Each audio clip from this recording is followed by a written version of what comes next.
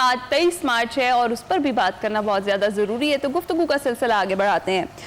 وقار صاحب، 23 مارچ تجدید عہد کا دن، کیا کہیں گے اس کی امپورٹنس کے حوالے سے؟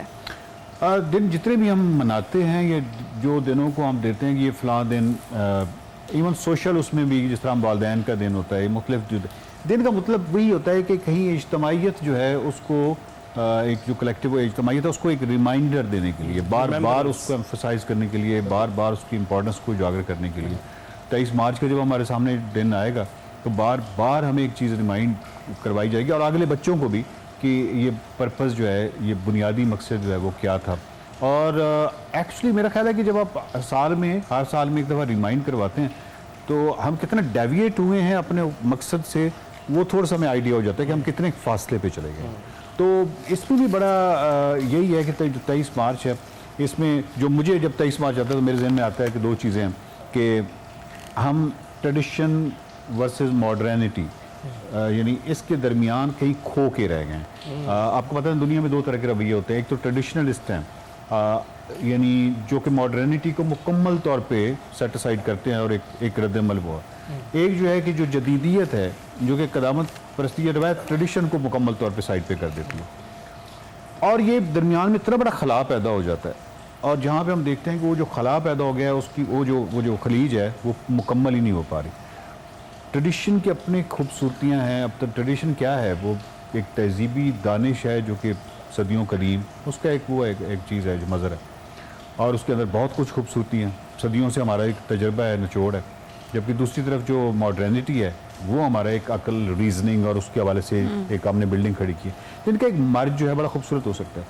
ہمارے یہاں پہ دو طرح کے طبقات پیدا ہو گئے، ایک تو وہ جو ٹریڈیشنلسٹ جو کہ ماڈرنٹی کے بالکل ہی خلاف تھے، تو انہوں نے تو بالکل ایک انتہا یہ پکڑ لی، اور جو دوسرے والے تھے ماڈرنٹی والے، انہوں نے مکمل ساری ٹریڈیشن کو سائڈ پہ کر کے اور وہ سارے کچھ وہ کوئی رخ جو ہے نا اس کا تعین نہیں کر سکے۔ تو ہم کبھی کبھی یہ دیکھتے ہیں، کئی دفعہ دوستوں میں بات ہوتی ہے کہ پاکستان جو ہے اس کا مستقبل کے حوالے سے یہ جو ایک خاص قسم کے 2-3 طبقات پائے جاتے ہیں، لیکن ہونا کیا چاہیے؟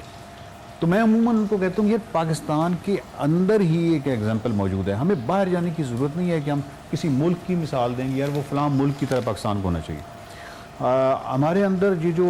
ہمارا جو ہنزا کا علاقہ ہے، یہ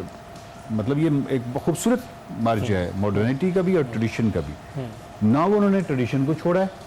نہ انہوں نے ماڈرنٹی کو چھوڑا، اور کتنا خوبصورتی سے آگے چل رہا ہے۔ تو ہمارا بھی یہی ہے کہ 23 مارچ ایک خوبصورت دن ہے، بٹ ہمیں اپنی سائنس،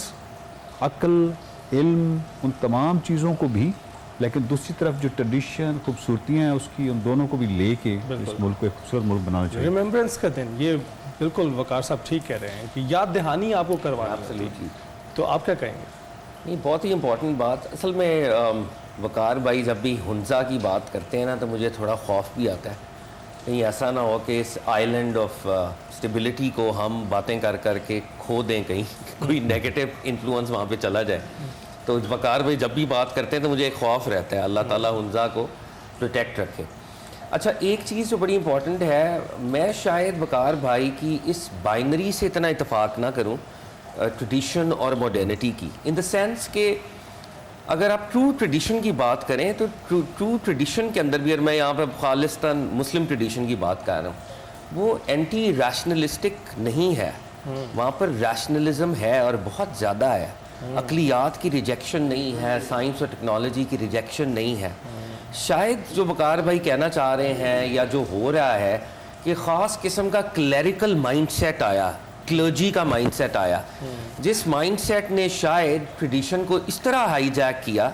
کہ ٹریڈیشن کی وہ جو عقلیات پر مبنی اس کا اسپیکٹ ہے، سائنس اور ٹیکنالوجی والا اس کا اسپیکٹ ہے، وہ اس پر اوور دا سینچریز کہہ لیں حاوی آ گئی۔ تو شاید کلرجی کو میں ریجیکٹ کروں خاص انداز میں، یا کلیریکل مائنڈ سیٹ کو میں ریجیکٹ کروں، لیکن ٹریڈیشن اور خاص طور پہ مسلم ٹریڈیشن اپنے اندر اتنی وسعت رکھتی ہے کہ وہ واقعی وہ جدیدیت کو اپنے اندر ایبزارب کر سکتی ہے، اور جدیدیت کے خلاف وہ نہیں کھڑی ہوئی۔ ایز این آئیڈیالوجی میں کہہ رہا ہوں، as an ideology Muslim tradition کبھی بھی زمانے کے ساتھ بدلنے والی چیزوں کے خلاف نہیں کھڑی ہوتی، اور اجتہاد کا جو کانسیپٹ ہے جو انہیرنٹلی مذہب دیتا ہے آپ کو، وہ ہے ہی یہ۔ اور وہ اگر کوئی کلرجی بند کر دے تو وہ کلرجی سے آپ کی لڑائی ہے، ٹریڈیشن سے یا آئیڈیالوجی سے پر سے آپ کی لڑائی نہیں ہے. اچھا 23 مارچ میں دو چیزیں کوئکلی یہ بھی سمجھنے کی ضرورت ہے کہ قائد اعظم محمد علی جناح کا جو پریزیڈینشل ایڈریس ہے آئی تھنک وہ کوئی نہیں پڑھتا, اور ان ٹوٹیلٹی تو کوئی بھی نہیں پڑھتا. ایک پیرا شاید پڑھا جاتا ہے, وہ پیرا بھی بہرحال کرٹیکل ہے, لیکن ایک وہ پورا ایک مسلم لیگ کی اپنی ایولیوشن کی داستان ہے کہ آپ کیسے 1935 کے ایکٹ کو دیکھ رہے تھے, آپ آل انڈیا لیول کی پالیٹکس کو کیسے ریجیکٹ کر رہے ہیں کیونکہ وہ فیڈریشن آپ کو پرماننٹلی ایک نیومیریکل مائنورٹی بنا رہی ہے, کیسے کانگریس کی وہ منسٹریز جن کو چانس ملا گورنمنٹ قائم کرنے کا, اور وہ جو کانگریس کی گورنمنٹ تھی وہ اینٹی مسلم ہو گئی سمہاؤ, اور مسلمانوں کو واقعی اس کا نقصان ہوا ہندو میجورٹی پروونسز کے اندر بھی اور دیگر پروونسز کے اندر بھی, جو ایک ریاکشن کی بیسس بنی ہے کہ آپ قائد اعظم کو کہنا پڑ گیا ہے کہ مسلمان ہر ڈیفینیشن کے اعتبار سے ایک علیحدہ نیشن ہے. ایک ایسی میجورٹی کو اور ایک ایسی مائنورٹی کو ہمیشہ کے لیے اکٹھے کلب کر دینا جن کے ایتھوس میں فرق ہے بہرحال ویدر وی لائک اٹ اور ناٹ, اور مودی کا انڈیا شاید نہرو کے انڈیا سے فرق ہو کے وہ ثابت کر رہا ہے قائد اعظم کو آج زیادہ ثابت ہو رہی ہے. وہ ٹو نیشن تھیوری ہمارے لبرل دوست مذاق اڑاتے تھے, لیکن شاید in a strange turn of events Modi کی آمد سے قائد اعظم ویریفائی ہو رہے ہیں یا ویلیڈیٹ ہو رہے ہیں جو 1940 میں وہ کہہ رہے تھے. بالکل, تو اس کو ضرور پڑھیں. اور دوسری بات یہ ہے وچ از رادر انفارچونیٹ, اور میں ہنٹ کرنا چاہوں گا کہ 23 مارچ اصل میں ہمارا یوم جمہوریہ بھی تھا. ہم نے اس کو سیلیبریٹ کرنا اس لیے بھی شروع کیا تھا کہ پاکستان کا فرسٹ کانسٹیٹیوشن 23 مارچ 1956 کو اس 23 مارچ کی یاد میں ہم نے پاس کیا تھا, اور پھر in a strange turn of events وہ کانسٹیٹیوشن چلا گیا, پھر ایک اور آیا, پھر ایک اور, اب جو ہے تو جو کانسٹیٹیوشنلزم ہے یا کانسٹیٹیوشن کو جو ہم ایبروگیٹ کرنے کا ایک سلسلہ, جو بھی میں کانٹریکٹ بناتا ہوں اس کا جو میں تیا پانچا کرتا ہوں, شاید یہ بھی ایک بہت بڑا نوحہ ہے, اور یہاں پر ہمیں تجدید عہد کرنا پڑے گا کہ ایک میثاق کو جب میں بنا لیتا ہوں تو اس کی لیٹر اینڈ اسپرٹ کو کیوں اپ ہولڈ ہم نہیں کر پاتے. اور جتنے طاقت کے طبقے ہیں اس ملک کے اندر, وی نو کہ وہ کون کون سے ہیں,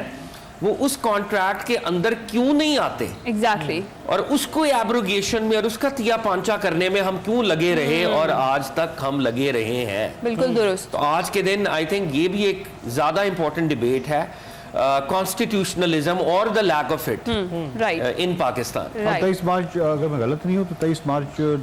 یوم جمہوریہ کے طور پہ 1958 تک اس کو یوم جمہوریہ کہا جاتا ہے. جی جی, ریپبلک آف پاکستان ڈے, اور کیونکہ وہ نکل گیا تو پھر ریپبلک نکل کے پاکستان ڈے رہ گیا. اچھا وقار صاحب, ترقی یافتہ قوم بننا ہے, یہ تو ہم بڑا سنتے ہیں, بڑا کہتے بھی ہیں اس لفظ کا استعمال, تو اس کے لیے تو میرا خیال ہے پہلے قوم بننا ضروری ہے, اس میں ہم کتنا پیچھے ہیں؟ ہاں یہ بڑا امپورٹنٹ ہے, اور میں بلکہ فہد بھائی نے جو بات کی ہے وہ ٹریڈیشنز کے حوالے سے بھی اور اس حوالے سے بھی ایک تھوڑا سا کرنا چاہوں گا کہ ایک بہت بڑی غلط فہمی یہ پائی جاتی ہے کہ جو ٹریڈیشن ہے یا روایت ہے اس کے اندر یا روایت پر